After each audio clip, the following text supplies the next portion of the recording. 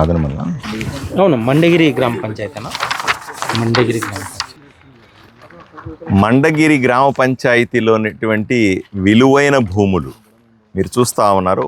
ఒక వంకని, ఇక్కడ ఉన్నటువంటి వంకని కబ్జా చేసి ఆ గోడకు దాటిన తర్వాత అక్కడ వంక ఉంది. ఆ వంకలో నుంచి ఇక్కడి వరకు మనం ఎక్కడైతే నిలబడుకొని ఉన్నామో ఇక్కడ గోడ ఉంది. ఇక్కడి నుంచి ఇది హద్దు. ఈ హద్దును దాటి ఎన్ని అడుగులు చూడండి, సుమారు 50 అడుగుల లోపలికి ఆ మూల నుంచి ఆ మూల దాకా మొత్తం ఆక్రమించుకొని గోడ కట్టేసుకున్నారు. స్పష్టంగా వంకన ఆక్రమించుకొని చేసినట్టుగా ఈరోజు రెవెన్యూ అధికారులు అయితేనేమి, లేదా మెజర్ చేసుకున్న వాళ్ళైతేనేమి అందరూ కూడా స్పష్టంగా అన్నారు. పత్రికల్లో వార్తలు కూడా క్లియర్గా ఫోటోలతో సహా వేశారు. తప్పనిసరిగా ఇది ఎవడబ్బ సొమ్ము అనుకుంటున్నారు? ఇది ఆదోని ప్రజల సొత్తు. ఇది ఆదోని మనము వర్షం వస్తే వంకలో నుంచి నీళ్లు బయటికి పోలేక ఇళ్ల మీదకు వచ్చేసి, ఇళ్లలోకి నీళ్లు వచ్చేసి ఎంత బాధపడతా ఉన్నారో మనం చూస్తూ ఉన్నాం. వంకలను కూడా ఆక్రమించుకొని విలువైన భూముల్ని ఈ రకంగా కబ్జా చేసేస్తే భవిష్యత్తు ఆదోనికి, నేను ఎప్పుడు చెప్తాను, నాకు ఒకే లక్ష్యం, అందమైన ఆదోనిని, అద్భుతమైన పట్టణాన్ని నిర్మించాలా అనేటి నా కళ. ప్రభుత్వానికి సంబంధించిన ఏ ప్రైవేటు ఆస్తుల గురించి మాట్లాడతలేదు. కేవలం వైఎస్ఆర్సీపీ నాయకులు ఆక్రమించుకున్నటువంటి ప్రభుత్వ స్థలాలని మాత్రమే ఏరికోరి దీన్ని అట్టిపెట్టాలనుకుంటున్నాం. ఇది భవిష్యత్తు అవసరాల కోసం నేను దీన్ని పెట్టుకోవాలనుకుంటున్నాం. రేపు ఎల్లుండి ఇంత విలువైన భూమి మండగిరిలో, ఇంత విలువైన భూమి బైపాస్ రోడ్లో, ఈ భూమిని మనం భవిష్యత్తులో ఏ అవసరానికి వాడకూడదు. అవసరం వచ్చినప్పుడు భూమి ఉండాలి కదా. తప్పనిసరిగా దీన్ని రేపే మనం పూర్తిగా వెనక్కు తీసుకొని ఆక్రమణను తొలగించి ప్రజా అవసరాల కోసం ఉంచమని చెప్పి ఆదేశిస్తా ఉన్నారు రెవెన్యూ వాళ్ళని. ఈ సందర్భంగా ఈరోజే నేను వీడియో కూడా చూశాను. మాజీ ఎమ్మెల్యే మాట్లాడుతూ ఉన్నాడు, ఒక్కటి చూపించండి, ఒక్క కబ్జా చూపిస్తే రాజకీయాలు వదిలేస్తాను. నేను కాదు, నా అనుచరులు కబ్జాలు చేసినారని చూపించినా రాజకీయాలు వదిలేస్తాను అంటున్నాడు. ఏమయ్యా, కళ్ళు పోయినాయా? రా, ఇక్కడ కనపడతా ఉంది కదా, నువ్వు నీ అనుచరులు కలిసి, నీ ప్రధాన అనుచరుడు, నీ కుడిభుజం లాంటి మనిషి వచ్చి ఇక్కడ కబ్జా చేసుకొని ఇంత పెద్ద కబ్జా కళ్ళ ముందు కనబడ. రోజు మేము మా భారతీయ జనతా పార్టీ నాయకులు, కూటమి నాయకులు అందరూ కూడా రోజుకొక కబ్జా మీరు చేస్తున్నది బయట పెడతా ఉన్నాం. ప్రభుత్వ భూమిని ఏ విధంగా బకాసురుల్లాగా దోచుకున్నారో రోజుకోటి చూపిస్తూ ఉన్నాం కదా. టీవీలో కనపడతలేదా? టీవీలు దయచేసి టీవీలు ఫాలో కావాలని, లేదా కనీసం యూట్యూబ్లన్నా ఫాలో కావాలని ఆయన కోరుకుంటా ఉన్నా. ఇప్పుడు ఇవన్నీ ఇంత కనపడతా ఉంది కదా, మరి సవాలు విసురుతున్నావురా, ఎప్పుడు రాజకీయాలు వదిలేస్తావు? నేను మాత్రం చెప్తాను, నువ్వు రాజకీయాలు వదలడానికి వీలు లేదు. నువ్వు రాజకీయాల్లోనే ఉండాలి. నువ్వు చేసిన తప్పులన్నీ మేము రోజుకొకటి ఎత్తి బయట పెడతా ఉండాలి. ప్రజలు చూస్తూ ఉండాలి.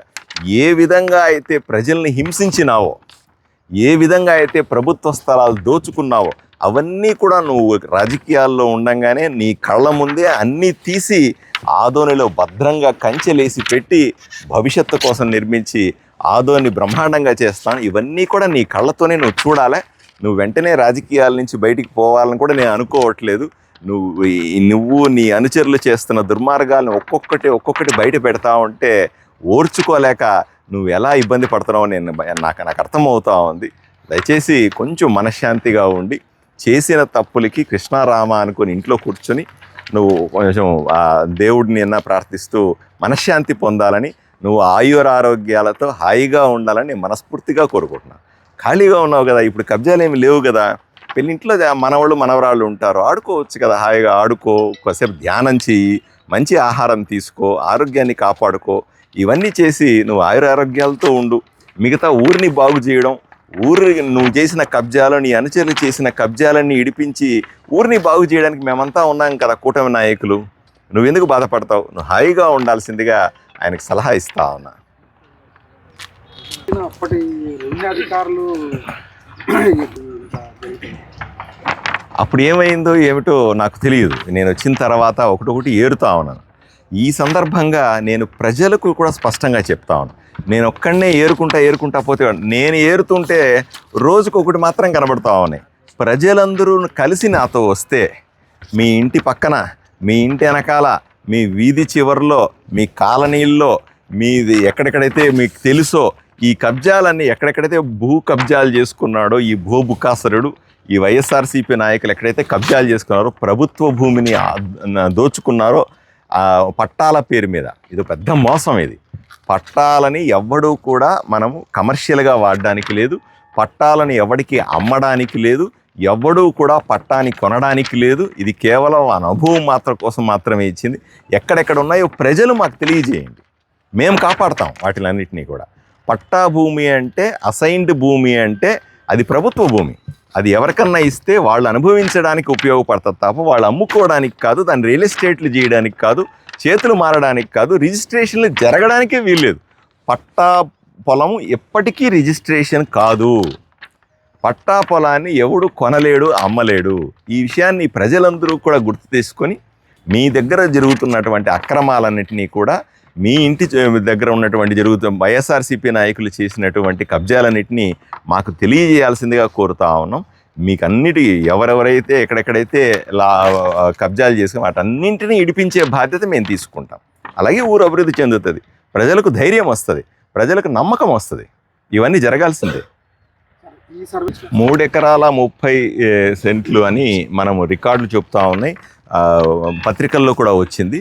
ఇంకా ఏదైనా ఎక్కువ కూడా ఉంటుంది. ఎందుకంటే మీరు ఆలోచన చేయండి, ఈ వంక చూస్తూ ఉన్నాను నేను, ఈ వంకలో చూస్తూ ఉన్నాను.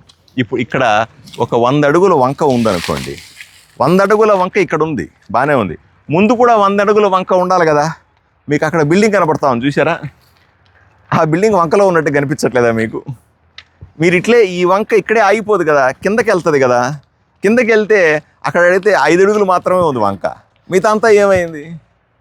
అది కూడా వైఎస్ఆర్సీపీ నాయకులు ఆక్రమించుకొని ఉంటారు. మీరు చూడండి ఒకసారి. పత్రికల వాళ్ళు కొంచెం శ్రద్ధ పెట్టాలి వీటి మీద. కేవలం వచ్చి మాకు మేము చెప్పింది వింటే కూడా కాదు, మీరు దీని మీద కూడా కొంత రీసెర్చ్ చేయాలి. ఊర్లో ఇక్కడ ఇట్లాంటివన్నీ చూడాలి. ఈ వంక ఎక్కడ మొదలైందో, ఎక్కడ పూర్తయిందో అంతా కూడా 50 అడుగులు వంక పోవాలి కదా. దీని గురించి కూడా ఆలోచన చేస్తాం, దీని గురించి కూడా పూర్తి వివరాలు తీసుకుంటాం మేము.